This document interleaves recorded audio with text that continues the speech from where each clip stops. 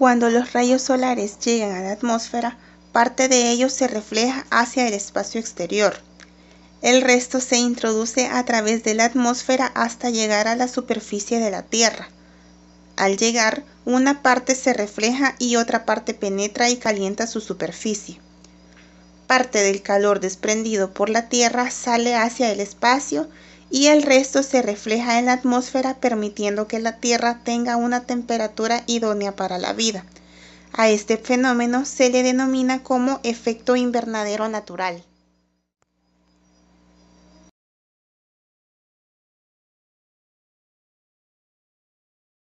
El efecto invernadero natural es un fenómeno por el cual diversos gases atmosféricos permiten que la temperatura media de la Tierra sea de 15 grados Celsius. Esto posibilita la existencia de agua en sus tres estados. Sin embargo, el efecto invernadero antropogénico es el aumento exponencial de los gases de efecto invernadero por acción del hombre. Estos gases impiden que el calor salga de la atmósfera, rebotando en ella y haciendo que vuelvan de nuevo, recalentando el planeta.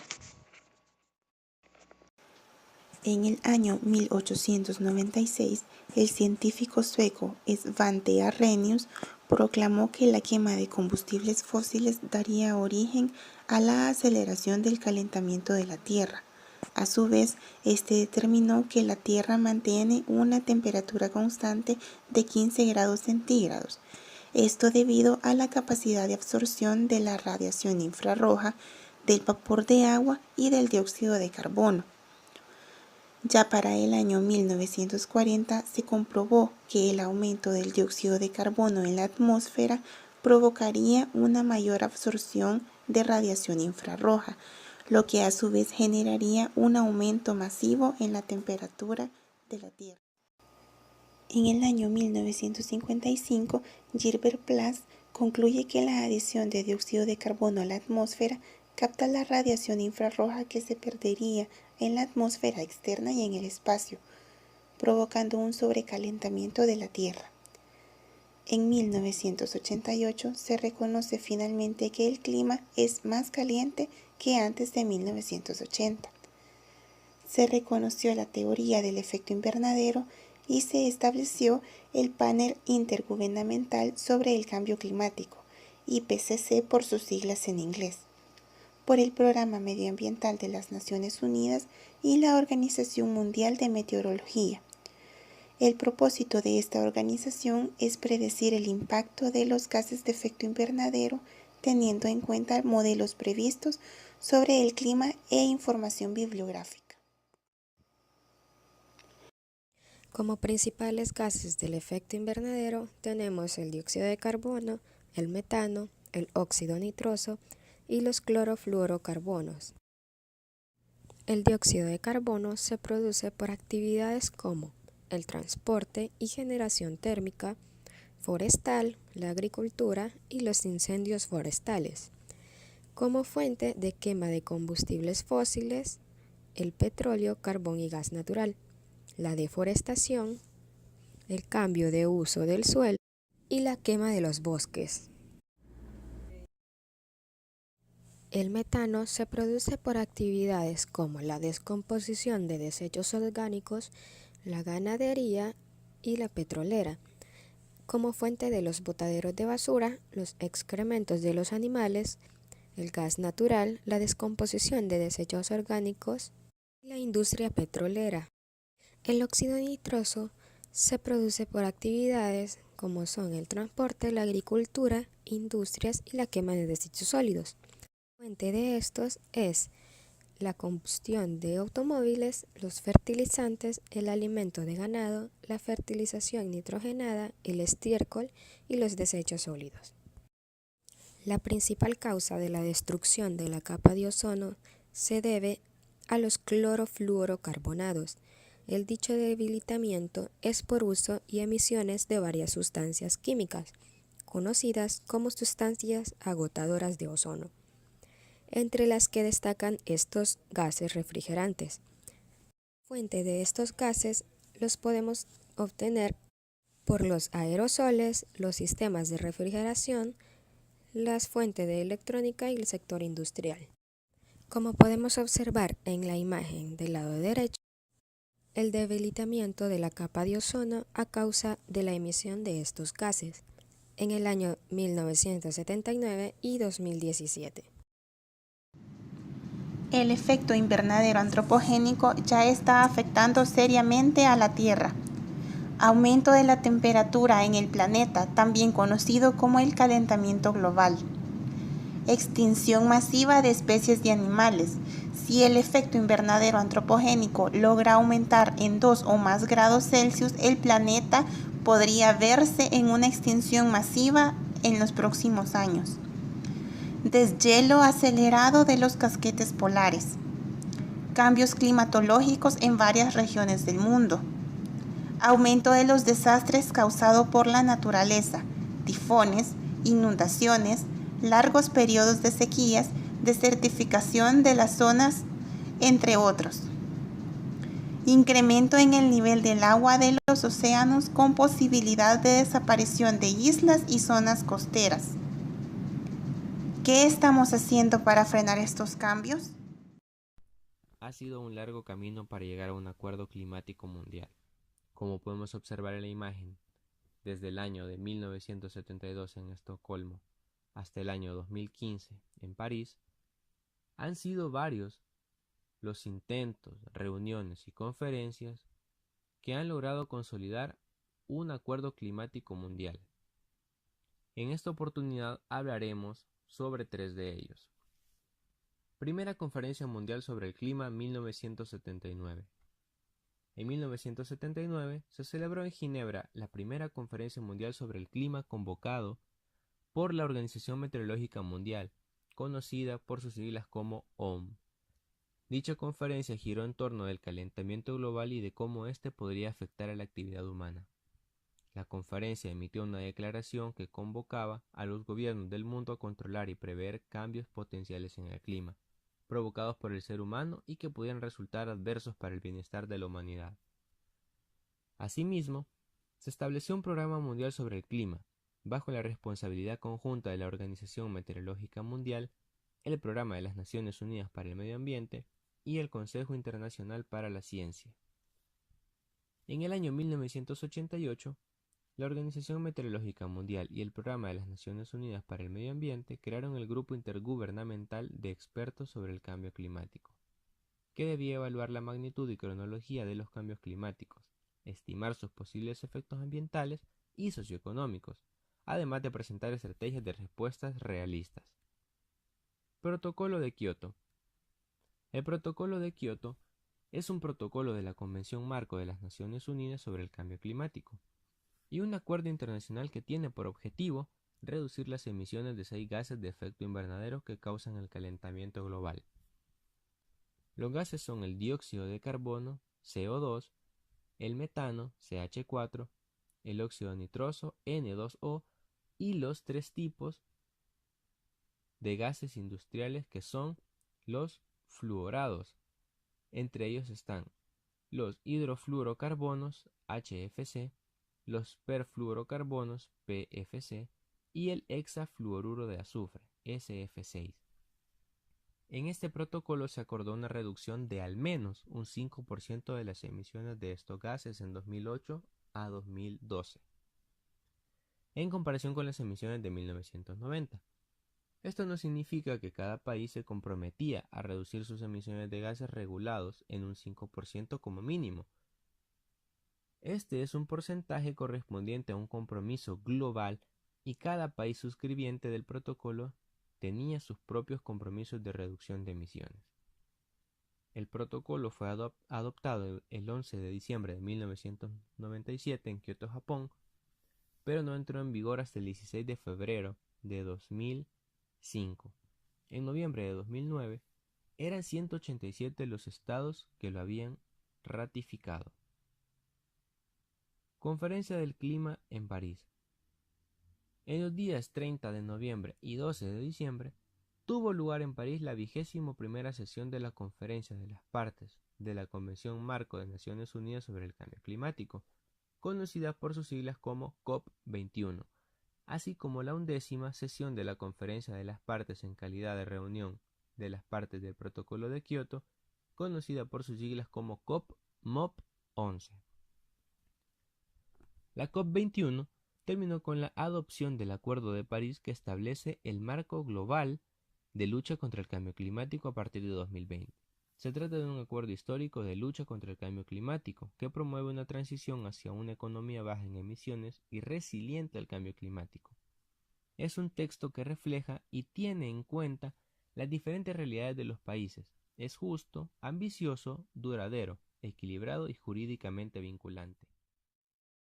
En él se establecen principales puntos, como lo son: el aumento de la temperatura global debe estar muy por debajo de los 2 grados centígrados.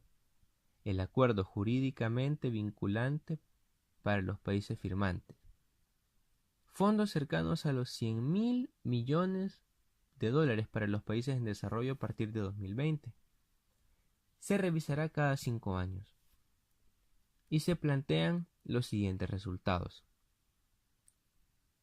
Tiene como objetivo fundamental el evitar que el incremento de la temperatura media global supere los 2 grados Celsius respecto a los niveles preindustriales y busca además promover esfuerzos adicionales que hagan posible que el calentamiento global no supere los 1.5 grados Celsius. Reconoce la necesidad de que las emisiones globales toquen techo lo antes posible, asumiendo que esta tarea llevará más tiempo para los países en desarrollo. Además, incluye la importancia de conseguir una senda de reducción de emisiones a medio y largo plazo, coherente con un escenario de neutralidad de carbono en la segunda mitad del siglo, es decir, un equilibrio entre las emisiones y las absorciones de gases de efecto invernadero. Compromete a todos los países a que cada 5 años comuniquen y mantengan sus objetivos de reducción de emisiones, así como la puesta en marcha de políticas y medidas nacionales para alcanzar dichos objetivos. Sienta las bases para una transformación hacia modelos de desarrollo bajos en emisiones. Para ello, se cuenta con un importante paquete financiero que ayudará a la implementación del acuerdo y que deberá construirse sobre la base del objetivo para los países desarrollados de movilización de 100.000 millones de dólares anuales a partir de 2020 a través de distintas fuentes. Este objetivo se revisará al menos antes de 2025.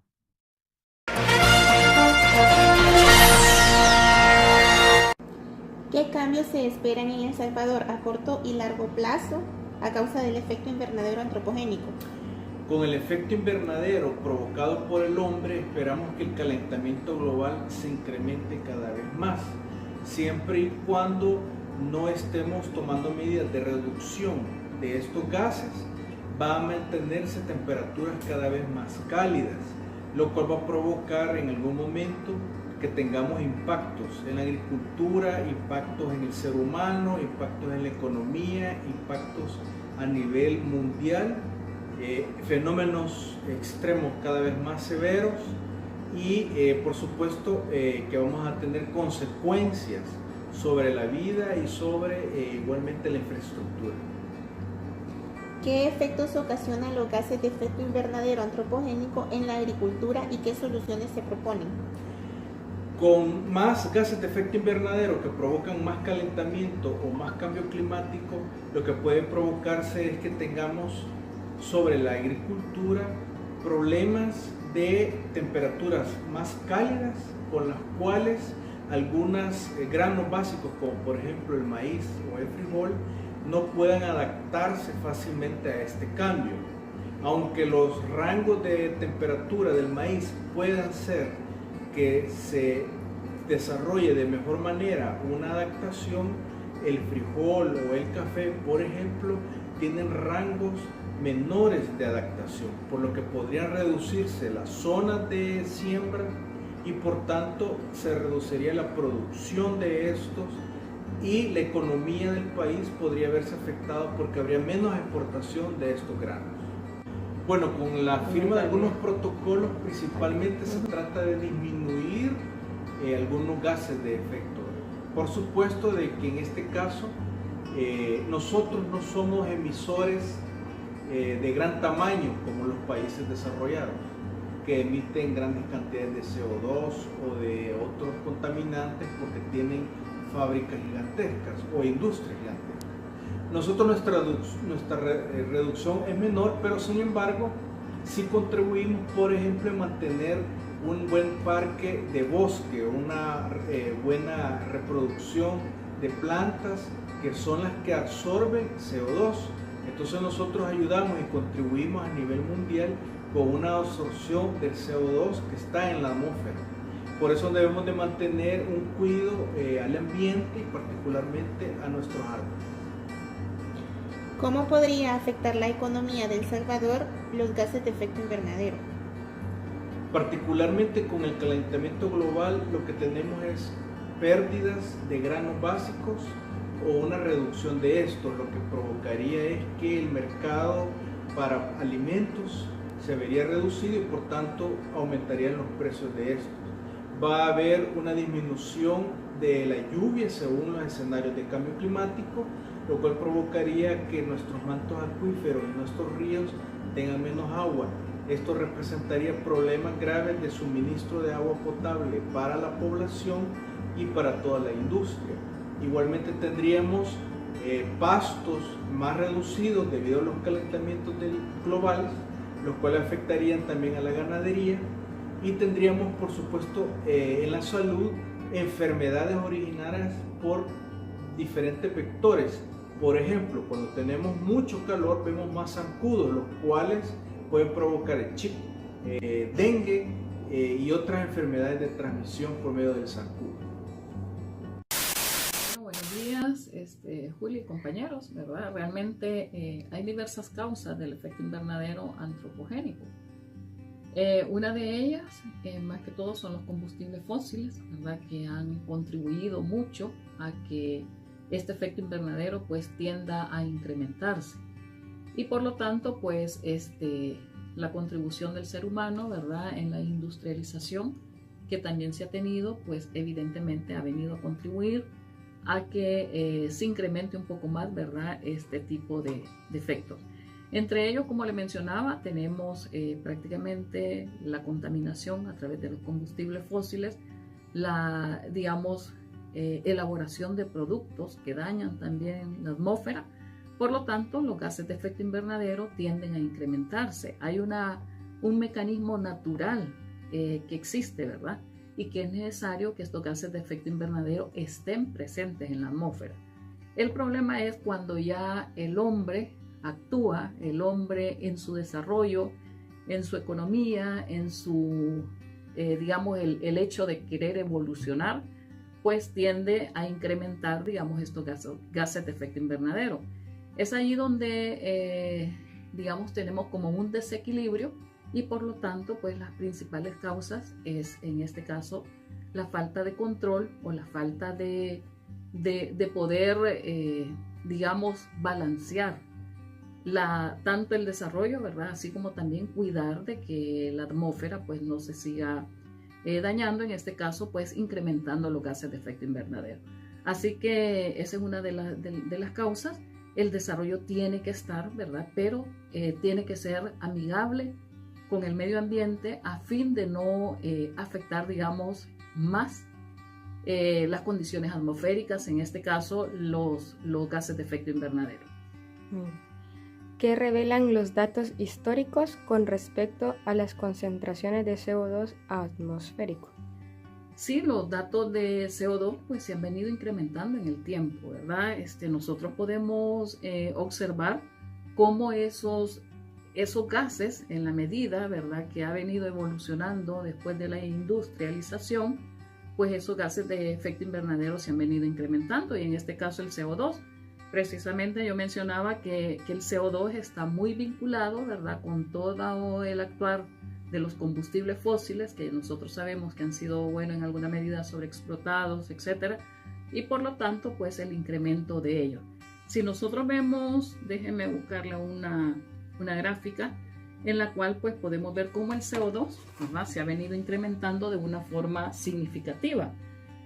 En años anteriores, ¿verdad?, se veía que, claro, había en alguna medida la línea, ¿verdad?, base se mantenía, pero también han habido otros factores naturales, como por ejemplo explosiones volcánicas, principalmente, ¿verdad? Lo relacionado con Hawái, lo relacionado también con otros, digamos, volcanes, ¿verdad? Que han hecho erupción, y por lo tanto, pero ese desde el punto de vista natural. Pero lo que más contribuye, ¿verdad? Es el actuar del hombre en relación a cómo se han incrementado esos gases de efecto invernadero. Y aquí podemos ver cómo, ¿verdad? El dióxido de carbono, si estamos hablando, ¿verdad? Cómo viene con respecto al tiempo, vemos que en los años 2000 un incremento significativo. Claro que aquí se está considerando, como le mencionaba, digamos, por ejemplo, los efectos de Mauna Loa, ¿verdad? Mauna Loa.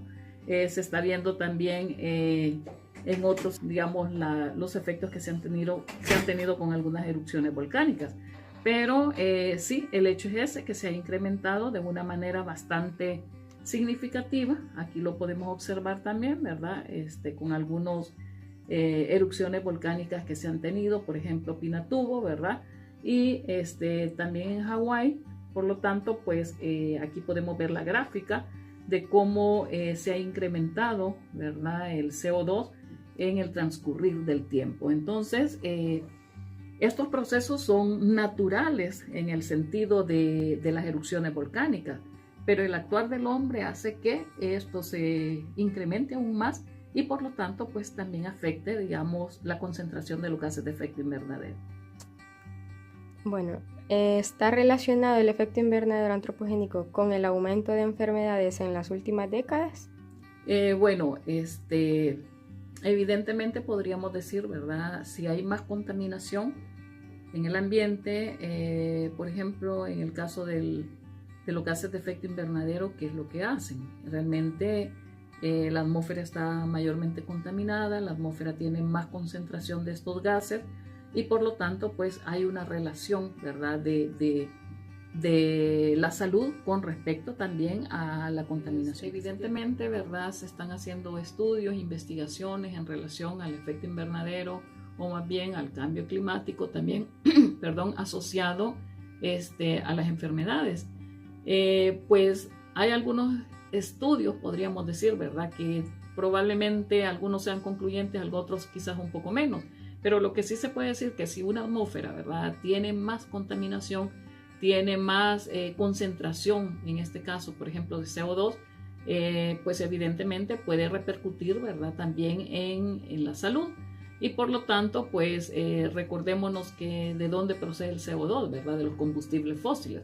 ¿Y qué es lo que pasa cuando nosotros tenemos como una saturación, digamos, por ejemplo, de vehículos, etcétera, ¿verdad? Y probablemente no se tiene el control de ellos. En ese sentido, pues efectivamente tiene que estar vinculado, ¿verdad? Y no solamente con eso, sino que podríamos asociar otras condiciones. Por ejemplo, cuando estamos hablando cuáles son los impactos posibles del cambio climático. Bueno, el incremento, ¿verdad? Del nivel medio del mar, así como también pues las temperaturas, etcétera. En todo eso también repercute en la salud. En el peor de los escenarios, ¿qué se espera para el planeta en materia del cambio climático? Bueno, sí, evidentemente hay varios elementos que se podrían mencionar. En este caso, el incremento de las temperaturas, de la temperatura media, ¿verdad? A nivel global, así como también el incremento del nivel del mar. Que también la intensificación de aquellos sistemas ciclónicos, ¿verdad? Que podrían ser muy intensos y probablemente hasta más frecuentes. Entonces, todos esos aspectos podrían generar, digamos, afectación tanto a la economía, así como también al ser humano. Por lo tanto, pues son de las condiciones que se están esperando, ¿verdad? Y que podrían ser críticas, digamos, para la salud, podrían ser críticas para el ser humano y principalmente también, digamos, la generación de precipitación. Recordémonos que nosotros necesitamos agua y en algunos sectores se espera que llueva mucho más y en otros sectores menos.